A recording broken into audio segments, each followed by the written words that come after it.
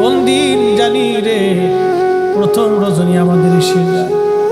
এই মাহফিল থেকে ফেরার পথে ফিরে যাব কিনা কোনো গ্যারান্টি নাই। কত বক্তা ফিরে যাওয়ার সময় কবরে চলে গেল, কোনো দিন আর তারা ফিরে আসে নাই। কত মুসল্লি মাহফিল থেকে বাড়ি যাওয়ার সময় ফিরে চলে গেল, আর কোনো দিন তারা ফিরে আসে নাই। আপনাদের এই অঞ্চলে কত মানুষকে গোরস্থানে দিয়ে দিলেন, কোনো দিন আর তারা ফিরে আসে নাই। সমুদ্রের পানি কত মানুষকে ভাসিয়ে নিয়ে চলে গেল, কোনো দিন আর তারা ফিরে আসে নাই। আগামী দিন আমরাও চলে যাব, ফিরে আসার আর কোনো সুযোগ নাই। আল্লাহ বললেন, ওয়ালা ইউআখিরুল্লাহু নাফসান ইযা জাআ আজালুহা।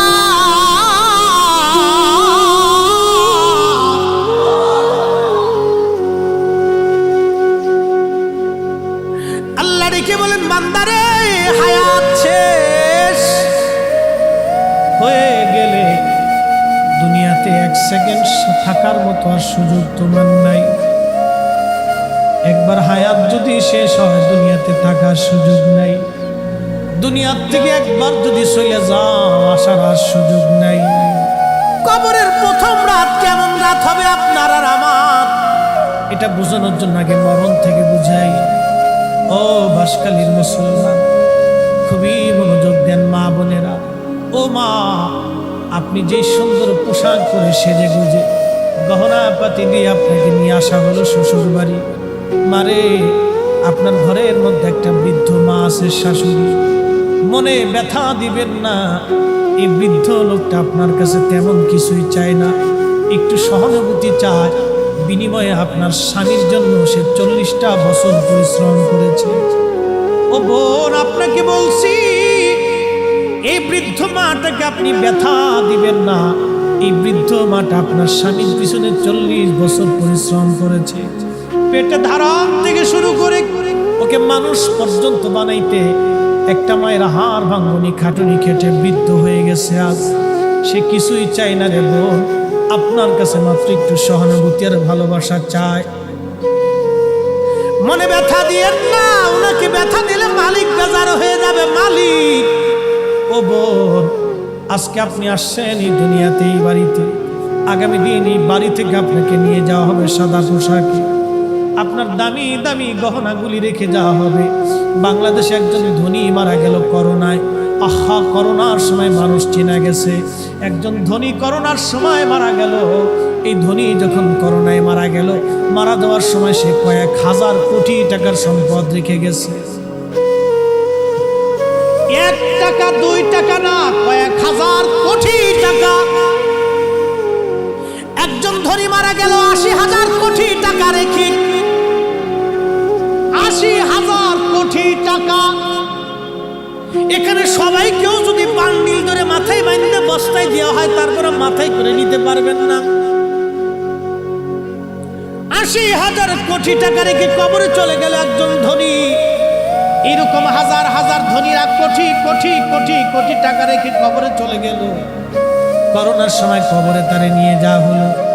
ছেলেরা ওই যে সংস্থাদেরকে ফোন দিয়ে বলল, আপনারা আমার বাবার সৎ কাজ করে দেন, করোনা হয়েছে, আমরা কাছে যেতে পারবো না। স্ত্রী গেল না, ছেলে গেল না, বেটার বউ গেল না, নাতিরা কাছে গেল না। তার মানে তার জীবনটাই 16 আনার 16 আনা বৃথা হয়ে গেল। তার জীবনের 4 পয়সাও কোনো দাম নাই। কথা কম ঠিক কিনা? এই মরণের যন্ত্রণাটা কেমন ভয়াবহ, আপনাকে এই মরণের যন্ত্রণাটা বুঝাই। তারপরে কবরের প্রথম রাতের দিকে ফিরে যাচ্ছি, খুব মনোযোগ দিয়েন। এই কবরের মৃত্যুর যন্ত্রণা কেমন ভয়াবহ হবে তার একটা বাস্তব নিদর্শন আমি নবীর জবান থেকে শোনাই। আল্লাহর নবী বলেন, সাহাবীরা রে, একটা উট জবাই দেওয়ার পরে উট জবাই বিহীন, চামড়া সিলাইলে চামড়া ছুটাইলে যেমন উটের কষ্ট হয়, অর্থাৎ আপনি জিন্দা আপনার হাত পা বেঁধে যদি আমরা ব্লেড দিয়ে আপনার চামড়া ছুটাই ফেলাই, আপনার যেমন পরিমাণে যন্ত্রণা হবে, কষ্ট হবে, ব্যথা হবে। উট আপনি জবাই দিলেন না, কিন্তু চামড়া সিলাইলেন, ওই উটটার যেমন করে যন্ত্রণা হবে নবীজি বললেন বেঈমান কুফফার আর মুনাফিকদের মৃত্যুর যন্ত্রণা এরকম ভয়াবহ হবে, একটা উটকে 100 বার চামড়া ছিলাইলে যত বড় ভয়াবহ হবে, আহা 100 বার জীবন্ত চামড়া ছিলাইলে যত কঠিন মৃত্যু হয়। একজন কুফফার আর বেঈমান, একজন মুনাফিক আর বদকার, আর একজন ফাসিক আর জালেম জুলুমবাজ, একজন ঘুষখোর আর সুদখোর হারাম করার জন্য আল্লাহর মৃত্যুটাও এরকম ভয়াবহ হবে। মৃত্যু এরকম ভয়াবহ, বড় কঠিন হবে, বড় কঠিন হবে। কিন্তু ইমানদারদের মরণ কেমন হবে আল্লাহ কোরআনে বললেন, ইয়া আইয়াতুহান নাফসুল মুতমাইন্না তিরজিই ইলা রাব্বিকি রাদিয়াতাম মারদিয়া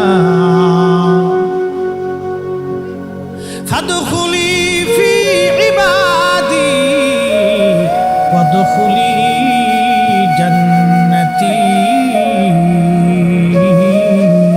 একবার জোরে বলবেন কি সুবহানাল্লাহ।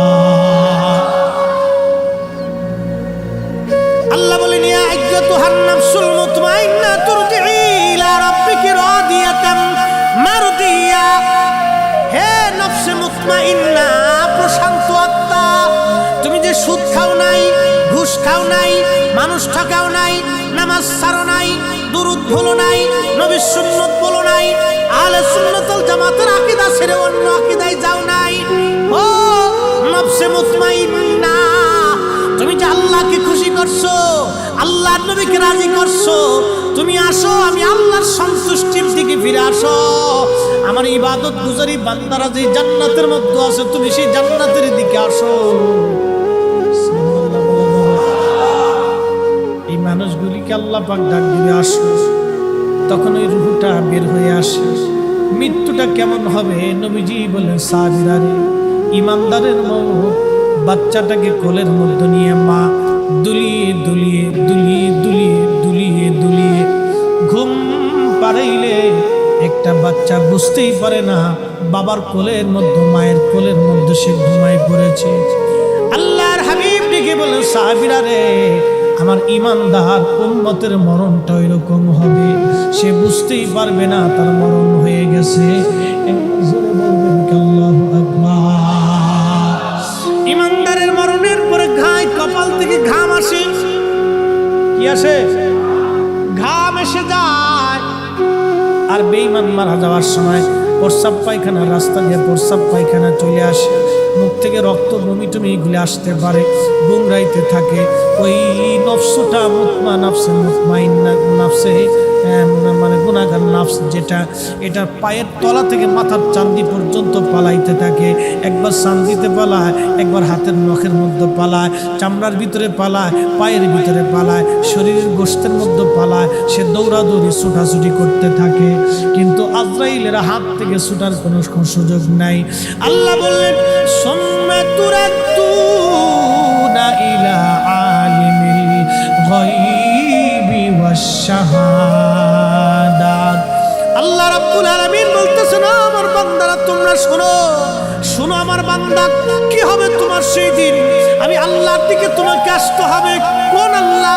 ইলা আলিমিল গায়ব, সেই আল্লাহ যিনি গায়েবের খবর জানেন, ওয়াশ শাহাদাত, প্রকাশ্যটাও জানেন, গোপনেরটাও জানেন, গোপনেও জানেন, গোপনেও জানেন, গোপনেও জানেন, গোপনেও জানেন। জঙ্গলের মধ্যে একা একা লুকিয়ে লুকিয়ে গুনাহ করেছেন, আপনি বাথরুমে একা একা লুকিয়ে লুকিয়ে গুনাহ করেছেন, আপনি পতিতালয়ে গোপনে গোপনে জেনা করেছেন। পৃথিবীর কেউ না জানলেও আমার মালিক আমার আল্লাহ জানে, আমার আল্লাহ জানে, ওপেনটাও জানে, গোপনটাও জানে। এরপরে আল্লাহ বলতেছেন ফায়ুনাব্বিউকুম বিমা কুনতুম তা'মালুন। তোমার জীবনে কি আমল করতে, তুমি কোন কোন কাজ করতে, আমি আল্লাহ তোমাকে সব খবর জানাই দিব। তোমার ইবাদত কি ছিল, নামাজ কতটুকুন ছিল, রোজা কতটুকুন ছিল, হজ আর যাকাত কতটুকুন ছিল, আমি আল্লাহ সব কিছু তোমারে জানাই দিব। কবরের প্রথম রাত কেমন হবে? আহা কবর, কবর, কবর, কবর। ও যুবক, কবর কিন্তু যুবক চিনে না, ও বৃদ্ধ কবর কিন্তু বুড়া চিনে না, ও শক্তিশালী কবর কিন্তু আপনাকে চিনে না। হাসান বসরি রাহমাতুল্লাহ জীবনের একটা বাস্তব ঘটনা আপনাদেরকে শোনায়। আল্লাহর ওলি হাসান বসরি অনেক বড় ব্যবসায়িক ছিলেন। তিনি সোনা দানা হীরা জহরতের ব্যবসা করতেন। ওনার বন্ধুর সঙ্গে ব্যবসা করার জন্য হযরত হাসান বসরি রাহমাতুল্লাহ রোম দেশে গেছেন। ব্যবসা করার জন্য রোম দেশে গেলেন। রোম বর্তমান ইউরোপিয়ান কান্ট্রিদেরকে বলা হয় রোম রাজ্য। এই আরব থেকে রোম দেশে গেছে হাসান বসরি বন্ধুর সাথে ব্যবসা করার জন্য। রোমান সম্রাট প্রত্যেক বছরে একটা সুন্দর তাঁবু টানাইতেন। ওই তাঁবুর ভিতরে একটা কবর।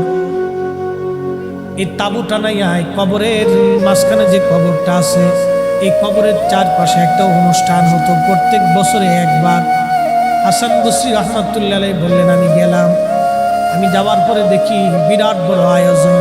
চিন্তা করলাম অনুষ্ঠানটা তাদের দেখে যাই, কিসের অনুষ্ঠান হয় আমি একটু দেখব।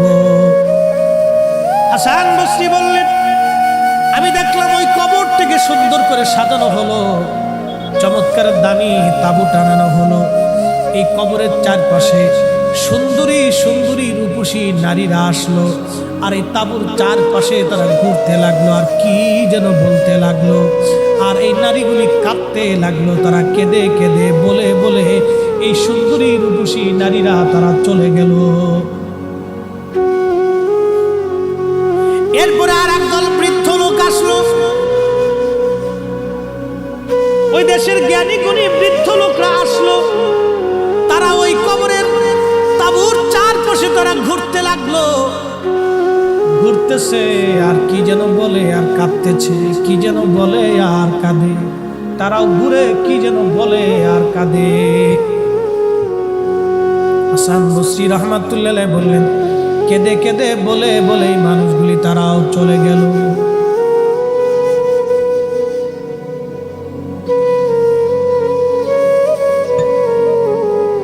এই বৃদ্ধ জ্ঞানীরাও চলে গেল।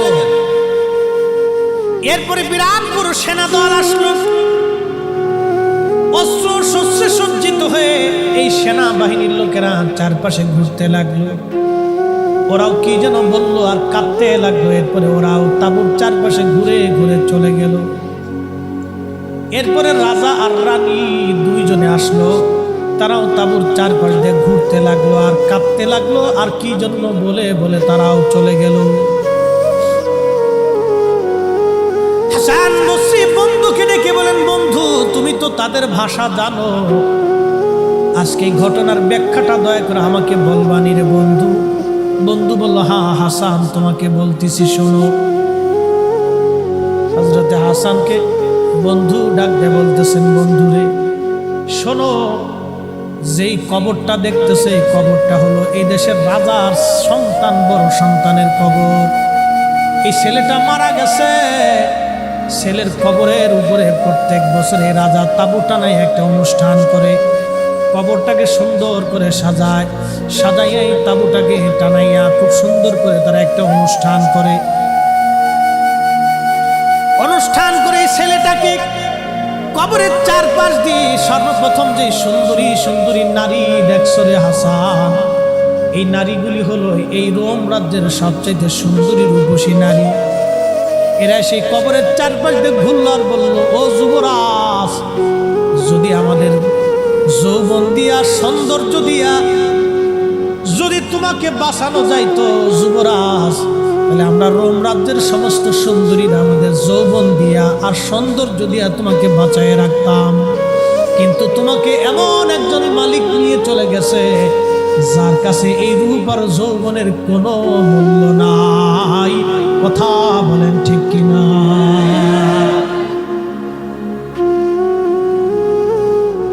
হ্যাঁ বাসকালীর মুসলমান, চেহারা দেখে আল্লাহ জান্নাত দিবে না। দেবে? চেহারা দেখে জান্নাত দিবে না, জমিদারি আর টাকা দেখে জান্নাত দিবে না, ক্ষমতার অহংকার দেখে সেনাপতি আর রাষ্ট্রপতি, প্রধানমন্ত্রী, বিচারপতি আর জজ, মিনিস্টার, ডিসি, এসপি, বিরাট বড় বড় অফিসার, অনেক বড় মক্কার আর মদিনার ইমাম, এইগুলি দেখে আল্লাহ ছাড় দিবে না। ছাড় হবে দুই দুই জিনিস, ইমানে আমলে, ইমানে আমলে, ইমানে আমলে। ইমান আহলে সুন্নাত ওয়াল জামাত ছিল কিনা, কলিজার ভিতরে রাসূল প্রেম ছিল কিনা। নবীর প্রেম যদি কারো কলিজার মধ্যে থাকে, ভালোবাসা থাকবে, উম্মত হাসতে হাসতে খোদার জান্নাতে চলে যাবে।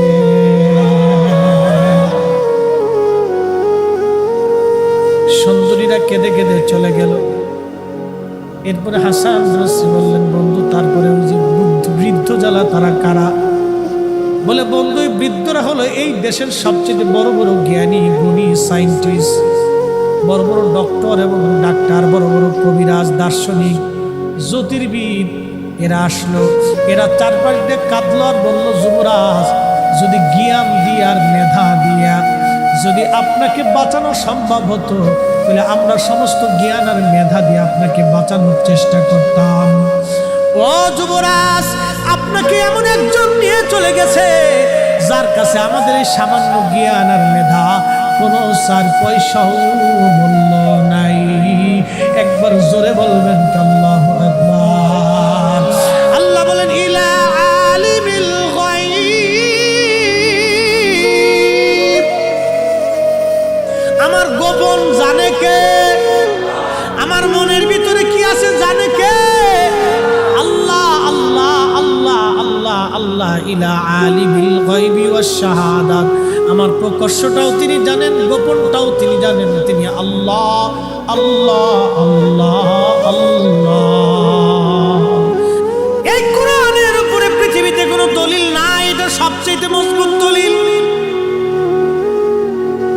পৃথিবীর আকাশ ভেঙে যাবে, এই জমিনে আগুন লেগে জমিন পুড়ে যাবে। আপনাদের পাশেই 1.5 কিলোমিটার দূরে বিরাট বড় বঙ্গোপসাগর, ভারত মহাসাগর, আটলান্টিক প্রশান্ত, পৃথিবীর এই বড় বড় সাগরগুলি শুকিয়ে যাবে। খোদার কসম করে বলি, সব ধ্বংস হবে। কিন্তু আল্লাহর কালাম, কাদিম বাণী, বাক্য কোনোদিনও মিথ্যা হতে পারে না। এটা একেবারেই চরম বাস্তব আর সত্য। কথা বলেন ঠিক কিনা? পৃথিবীর মধ্যে উন্নত বিশ্ব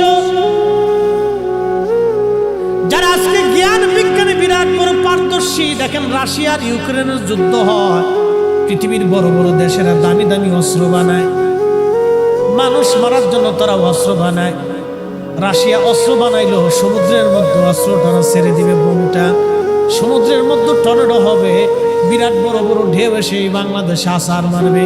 বঙ্গোপসাগরে যদি একটা ছেড়ে দেয় বোমাটা, তাহলে পুরা বঙ্গোপসাগরের পানিগুলি বাংলাদেশে আছাড় দিবে, টর্নেডো সৃষ্টি হয়ে যাবে। 30-40 ফিট বড় বড় টর্নেডো হবে।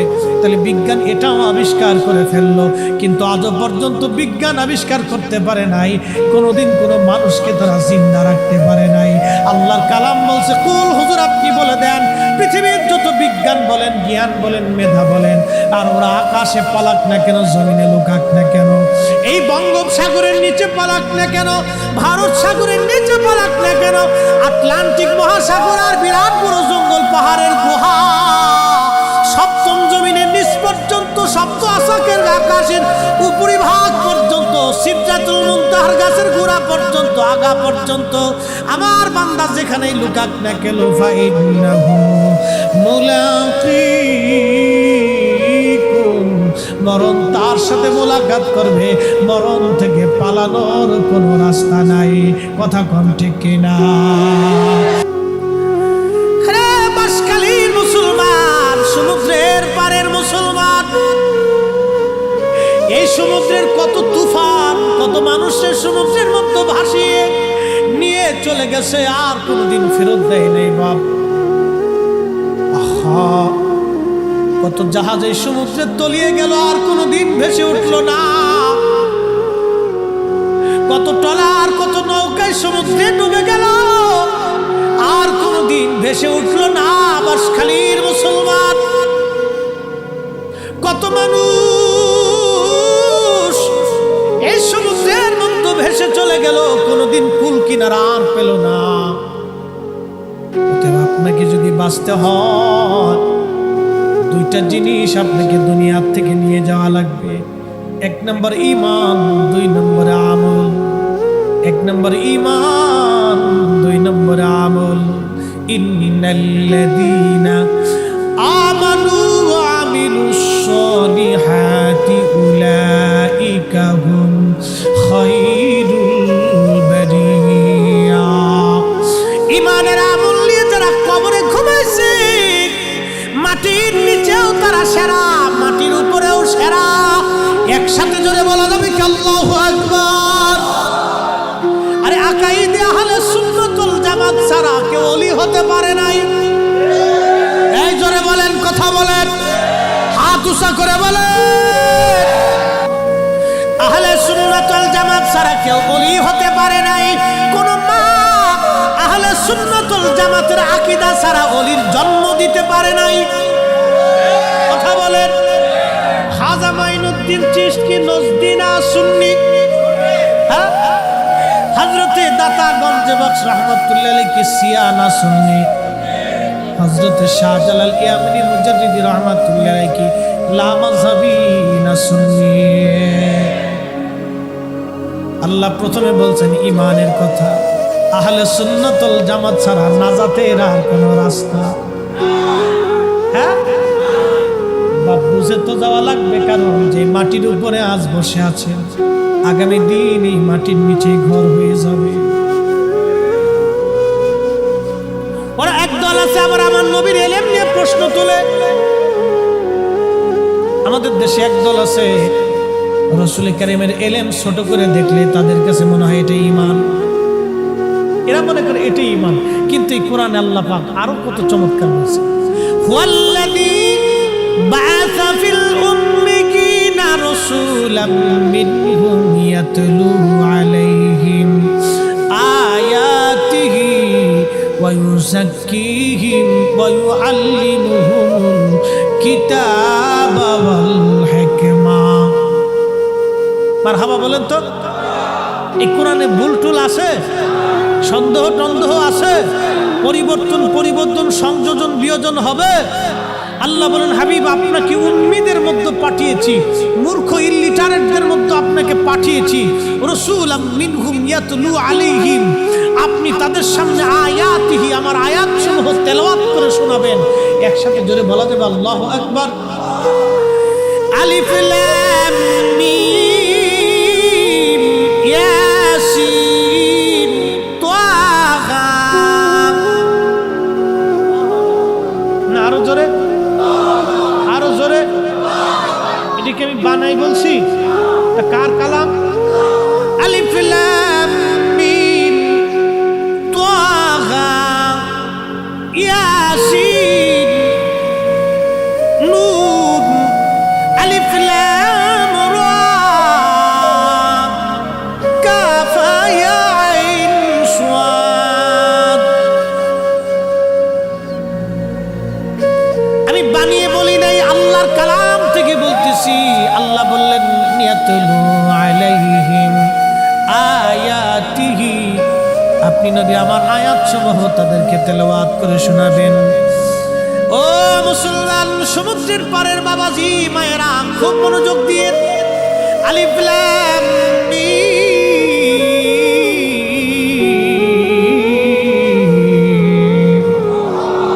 এর অর্থ কি আজও পর্যন্ত কেউ জানে? বলেন, কেউ জানে? সাহাবীদেরকে বললো, সাহাবীরা জানো? বলেন আল্লাহু ওয়া রাসূলুহু আলাম। আল্লাহ জানে, নবী জানে, আল্লাহ জানে, নবী জানে, আল্লাহ জানে, নবী জানে, আল্লাহ জানে। জোরে বলেন, আল্লাহ জানে, আল্লাহ জানে, আল্লাহ জানে। আমরা বলছি না সাহাবীরা? আমরা না সাহাবীরা? একজন না সোয়া লক্ষ সাহাবী বলল আল্লাহ জানে, নবী জানে। আল্লাহর পরে যিনি জানে তিনি নবী, আল্লাহর পরে যিনি জানে তিনি নবী, আল্লাহর পরে যিনি জানে তিনি নবী, আল্লাহর পরে যিনি জ্ঞানী তিনি নবী, আল্লাহর পরে যিনি এলেমওয়ালা তিনি নবী, আল্লাহর পরে যিনি শ্রেষ্ঠ তিনি নবী, আল্লাহর পরে যিনি মর্যাদাবান তিনি নবী, আল্লাহর পরে যাকে মানতে হবে তিনি নবী, আল্লাহর পরে যাকে ঈমান আনতে হবে তিনি নবী, আল্লাহর যিনি হাবিব তিনি নবী, আল্লাহর পরে যিনি আল্লাহর জান্নাতের মালিক যারা দিলেন তিনি নবী, হাউজে কাউসার যার মালিকানা দিলেন তিনি নবী। কথা কোন ঠিক কিনা? ঘুমাইছে? যদি আসে তো ধাক্কা মেরে দেন। রাত বিরাট, ঝিম আসা স্বাভাবিক। ওয়াজ করতেছি কোরআন দেখে দেখে, কোরআন শরীফ দেখে দেখে ওয়াজ করতেছি। আল্লাহর কসম করে বলি, কোরআনের উপরে পৃথিবীতে কোনো দলিল নাই। কথা বলেন ঠিক কিনা? তো আলিফ লাম মিম, আলিফ লাম র পৃথিবীর আজও পর্যন্ত কেউ অর্থ করে দিতে পারলো না। ওরা কারা যারা বলে রাসূল ইল্লিটারেট? ওরা কারা যারা বলে রাসূল জানে না? আরে সোয়া লক্ষ সাহাবী বলল আল্লাহর পরে রাসূল জানে, আল্লাহর পরে নবী জানে। আমরাও সুন্নিরা বিশ্বাস করি আল্লাহর পরে আমাদের নবী জানে। কথা বলেন ঠিক না বেঠিক? হ্যাঁ হাত উঁচা করে বলেন ঠিক না বেঠিক? যদি আমরা বেদাতি হই, যদি সাফ আল্লাহর পরে রাসূল জানে এই কথা বিশ্বাস করাতে যদি আমরা বেদাতি হই, তো সাহাবীরা আগে বেদাতি হবে। আর সাহাবীরা বেদাত করলে আমরাও সাহাবীদের সাথে বেদাত করব। কত বড় হুজুর হইছে, কত বড় হুজুর! সাহাবীর জুতা এক পাল্লায় দিলে সারা দুনিয়ার হুজুর আর এক পাল্লায় দিলে এক সাহাবীর জুতার ওজনের সমান হবে না। কথা কন না কেন? কথা বলেন বলেন। আবু বকরের জুতা এক পাল্লায় দিলে সমস্ত আমরা আর এক পাল্লায় দিলে জুতার ওজনের সমান হবে? আর সেই আবু বকর বলছে আল্লাহু রাসূলুহু আলাম, আল্লাহ জানে নবী জানে, আল্লাহ জানে নবী জানে। একসাথে জোরে বলা যাবে না আল্লাহু আকবার? কে জানে? জোরে কোন আল্লাহ জানে, আল্লাহ জানে। আল্লাহ বলতেছেন হুজুর আমি আপনাকে পাঠাইছি, পাঠানোর কারণই হলো আপনি তাদেরকে জানাবেন, ওয়ায়ুযাক্কিহিম, তাদেরকে পবিত্র বানাবেন। একসাথে বলবেন মারহাবা। এটা কি? একটা কোম্পানি এটাকে রিফাইন করছে। কথা ঠিক কি না? 1 বছর 2 বছর রাখার পরে পানিটা কি পানির জায়গায় থাকবে? এটা রং নষ্ট হবে, গন্ধ হয়ে যাবে, এটার ভিতরে ভেজাল ঢুকবে, পোকামাকড় তৈরি হতে পারে। কিন্তু জমজমের পানি 50,000 বছর যদি বোতলের মধ্যে রেখে দেন, ও 50,000 বছর আগে যেমন 50,000 বছর পরেই ঠিক তেমনই থাকবে। কারণ এই পানি রিফাইন করছে কে? সরাসরি একটা কুয়া দিয়ে, জমজম দিয়ে আল্লাহ পাঠাই দিয়েছে। অন্য কোনো কুয়া এই পানি পাবেন না। বাংলাদেশে টিউবওয়েল গেলে যদি কোন জমজমের পানি কাজ হবে? আপনাদের পাশে সমুদ্র, এই সমুদ্রের কিনারে যদি টিউবওয়েল গাড়ি দিয়ে এখন এটা জমজমের পানি কাজ হবে? হবে? আরে আল্লাহ পাক তার রাসূলকে দুনিয়াতে রিফাইন কর্নে ওয়ালা করে পাঠিয়েছেন। তিনি উম্মতকে রিফাইন কর্নে ওয়ালা, ওয়ায়ুযাক্কিহিম ওয়ায়ুযাক্কিহিম। আমার এই নবী উম্মতকে রিফাইন করার জন্য আসবে। সর্বপ্রথম আমার এই নবী কুফরির অপবিত্রতা থেকে আমার এই নবী উম্মতকে বাঁচাবে। এরপরে গুনাহের অপবিত্রতা থেকে বাঁচাবে। আমার এই নবী উম্মতকে গুনাহমুক্ত করার জন্য, উম্মতকে পাপ মুক্ত করার জন্য, উম্মতকে এই কালেমা থেকে মুক্ত করার জন্য, উম্মতকে এই পচা আবর্জনা থেকে বের করে জান্নাতি বানানোর জন্য আমার নবীকে আল্লাহ দুনিয়াতে পাঠিয়েছেন। নবী রিফাইন কর্নে ওয়ালা। এই জন্য আমরা বলি নবী পাক, নবী পাক। আমাদের দেশে একদল আছে বুকে হাত বেঁধে নামাজ পড়ে, ওরা বলে নবীকে পাক বলা যাবে না, এটা শিরিক হয়ে যাবে। ওরা শিরিকের মাসালা খোঁজে। আর আল্লাহর কোরআন বলে নবী পাক, নবীকে পাঠিয়েছি উম্মতকে পাক বানানোর জন্য। একসাথে বলবেন আল্লাহু আকবার। বুঝা যাচ্ছে? বুঝা যাচ্ছে? এখানে শেষ নেই। এরপরে আল্লাহ বলে ওয়ায়ুআল্লিমুহুমুল কিতাবা ওয়াল হিকমা। ও নবীজি, ওয়ায়ুআল্লিমুহুমুল কিতাব, আপনি তাদেরকে কিতাব শিখাবেন। আচ্ছা, আমার নবী কিতাব শিখলো কোন মাদ্রাসায়? ওয়াল হিকমা, তাদেরকে বিজ্ঞান আপনি শিখাবেন, জ্ঞান শিখাবেন। আমার নবী জ্ঞান শিখলো কোন মাদ্রাসায়, কোন কলেজে, কোন ভার্সিটিতে? একটাই ভার্সিটি, ভার্সিটির নাম হেরা পর্বত। এই ভার্সিটির যিনি অধ্যক্ষ তিনি একমাত্র আল্লাহ, আর ছাত্র একমাত্র আমার নবী। কথা কোন ঠিক কিনা? শিক্ষক একজন, ছাত্র কয়জন? যারা বলে শিক্ষক কয়জন? কে? ছাত্র কয়জন? কে? সরাসরি সরাসরি সরাসরি। কি কথা কর না কেন? এই জন্য আল্লাহ বলেন হুজুর আপনি উম্মতকে শিখাবেন। ওয়া ইন কানু মিন ক্বাবলু লাফি দালালিন মুবিন।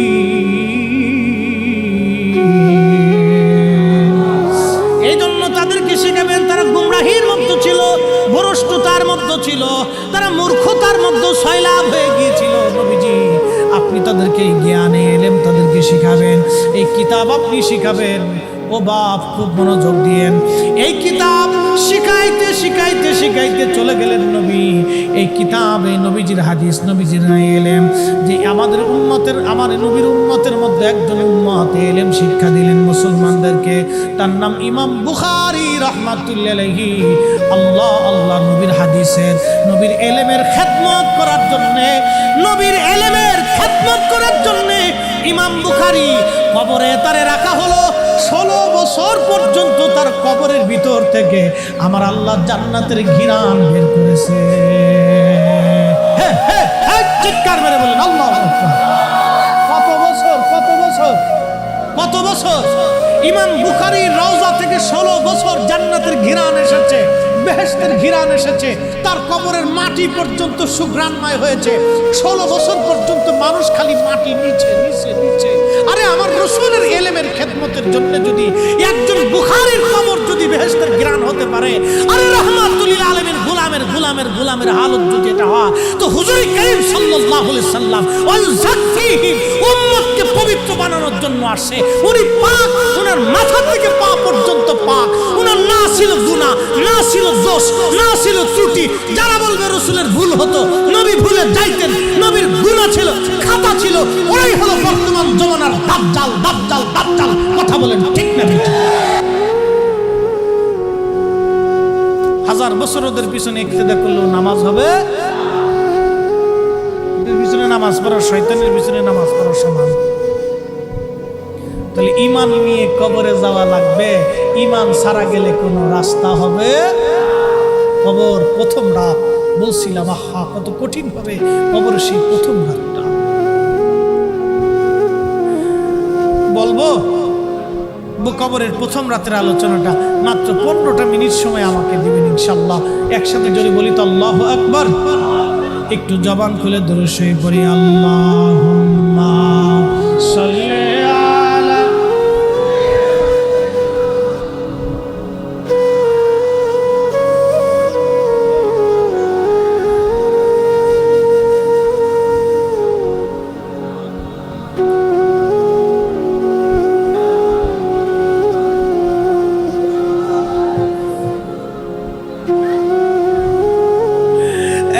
সাগর পারের মুসলমান, ওই কবর প্রথম রজনী কত ভয়াবহ হবে আমি একটা ছোট্ট উপস্থাপন করি। আহা, দুনিয়াটা বড় কঠিন জায়গা বাপ, বড় কঠিন। একটা বাস্তব ঘটনা থেকে আমি আপনাদেরকে শোনাই। বাজানো ওই যে আমাদের পদ্মা নদী দিয়ে, এখন তো পদ্মা সেতু প্রধানমন্ত্রী সরকার করে দিয়েছে। ওই নদী পার হয়ে যাওয়ার সময় কত নৌকা ডুবে মানুষ মারা গেল, কত মানুষ ওই নদীর মধ্যে ডুবে ডুবে মারা গেল, কত মা সন্তান হারাইল, কত সন্তান মা বাবা হারাইল, কত সন্তানের কোলের মধ্যে বাবা মা হারিয়ে গেল, বাবা মার কোল থেকে সন্তান হারিয়ে গেল। এই কবর কত ভয়াবহ হবে তার একটা বাস্তব চিত্র আমি আপনাদের সামনে শোনাই। বাবা মুসলমান, খুব মনোযোগ দিয়ে মা বোনেরা শুনুন। ওই পদ্মা নদীর মধ্যে লঞ্চ ডুবে গেল, কয়েকশো মানুষ পানির মধ্যে ভেসে গেল। পদ্মা নদীর পানিগুলি বড় ঘোলা হয় এবং বর্ষাকালে খুব ঘন হয়। লঞ্চটা যখন ডুবে চলে গেল, কত মানুষ মারা গেল, কিছু মানুষ সাঁতরির উপরে আসছে। সাংবাদিক একজন মধ্য বয়স্ক 40 বছরের এক লোককে জিজ্ঞেস করলো, আমার বয়সী হবে। লোকটা একবার হুশ আসে, আরেকবার বেহুশ হয়ে যায়। আর শুধু হুশ আসার পরে চিৎকার মেরে কেঁদে বলে, আহা আমি জীবনের সব হারাইছি, আমার কিছুই নাই, আমি একা হয়ে গেছি, আমার কিছুই নাই, আমি সব হারিয়েছি, আমার কেউ নাই। সাংবাদিক জিজ্ঞেস করলো, ভাই কে কে মারা গেছে, বলবেন কি? তখন ওই লোকটা ডাক দিয়ে বলে, সাংবাদিক আমার স্ত্রী ছিল, আমার 2টা সন্তান, একটা ছেলে আর একটা মেয়ে। চাকরিতে জয়েন করার জন্য আমরা ছুটি কাটিয়ে ঈদের বাজার, ঈদের সময় লঞ্চটা ডুবেছিল। ছুটি কাটিয়ে আমরা পরিবার সহ ঢাকায় ফিরতেছিলাম। সাংবাদিক ঢাকায় যখন ফিরতেছিলাম, এই তুফানে লঞ্চটা সাগরের নদীর মধ্যে, পদ্মা নদীর মধ্যে ডুবে গেল। আমি জানালার পাশে বসা ছিলাম, আমার কোলের মধ্যে আমার ছোট্ট মেয়েটাকে কোলে নিয়ে বসে আছি, আমার স্ত্রী আমার ছেলেটাকে কোলের মধ্যে নিয়ে বসে আছে। স্বামী স্ত্রী দুইজন পাশাপাশি, আমি জানালার পাশে বসে আছি। লঞ্চটা কাজ হয়ে যখন ডুবে গেল, আমি জানালা ধরে ফেললাম। আমার স্ত্রী ঘোলা পানির মধ্যে হারিয়ে গেল, কোথায় গেল আমি আর বলতে পারলাম না। আমার মেয়েটা কোলের মধ্যে ধরে রাখছিলাম। সাংবাদিক শোনো গো, এই বাচ্চাটাকে যখন আমি আমার কোলের মধ্যে ধরে রাখছি, একটা হাত দিয়ে জানালা ধরলাম, বের হইতে আমি পারি না, কারণ প্রচণ্ড তুফানে খরস্রোতা নদী পদ্মা, তারপরে লঞ্চের মধ্যে ঘোলা পানি, আমি এক হাত দিয়ে বের হওয়ার মতো শক্তি আমার হাতে নাই। চেষ্টা করলাম কিন্তু পারলাম না। তখন আমার জীবনের সাথে, আমার হৃদয়ের সাথে, আমার বিবেকের সাথে আমার যুদ্ধ লেগে গেল। আমি চিন্তা করলাম, আহা, আমি যদি এখন ছেলেটাকে মেয়েটাকে ছেড়ে দেই তাহলে আমি বেঁচে যাব, আর মেয়েটাকে যদি বুকের মধ্যে জড়িয়ে ধরে রাখি আমিও মারা যাব, মেয়েটাও মারা যাবে। কিন্তু আমি আমার কলিজার টুকরা মেয়েটাকে বুকের মধ্যে জড়িয়ে ধরে রাখছি। সাংবাদিক, আমি ওই নিজের বিবেকের সঙ্গে লড়াই করতে লাগলাম। একটা পর্যায়ে লড়াই করে করে আমি ক্লান্ত হয়ে, আমি ব্যর্থ হয়ে গেলাম, আমি পরাজিত হলাম। সাংবাদিক, আমি আমার মেয়েটাকে, ছোট্ট কলিজার টুকরা সন্তানটাকে পদ্মা নদীর মধ্যে, লঞ্চের মধ্যে ছেড়ে দিল। আহা, একটা বাবার জন্য জীবনে কতটুকু কঠিন সময় হলে নিজের সন্তানকে পানির মধ্যে চোখের সামনে ছেড়ে দিয়ে চলে আসা লাগতেছে।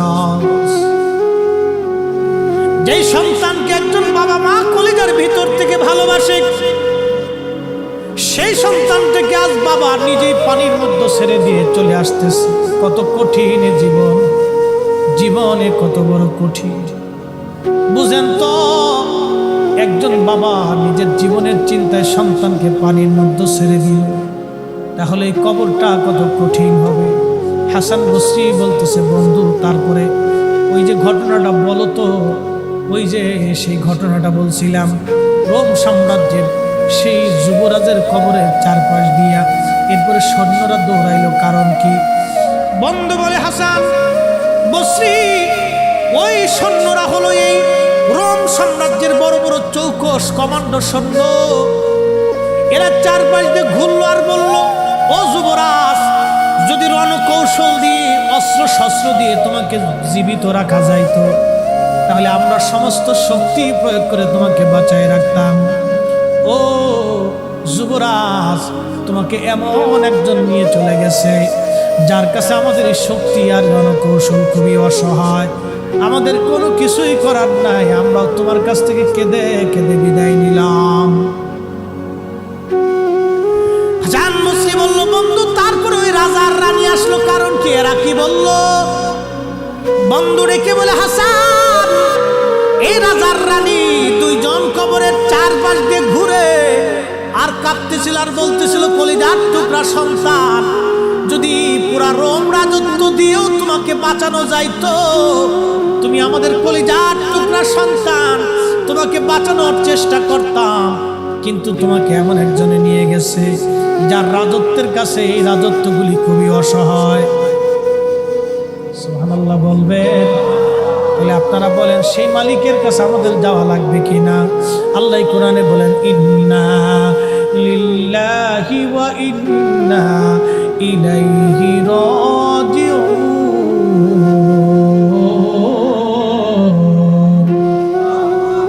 আল্লাহ রেখে বলেন, ইন্না লিল্লাহি, নিশ্চয়ই আমরা কার জন্য? না একসাথে বলেন, কার? আমরা আল্লাহর জন্য ফিরে যাব। কার কাছে?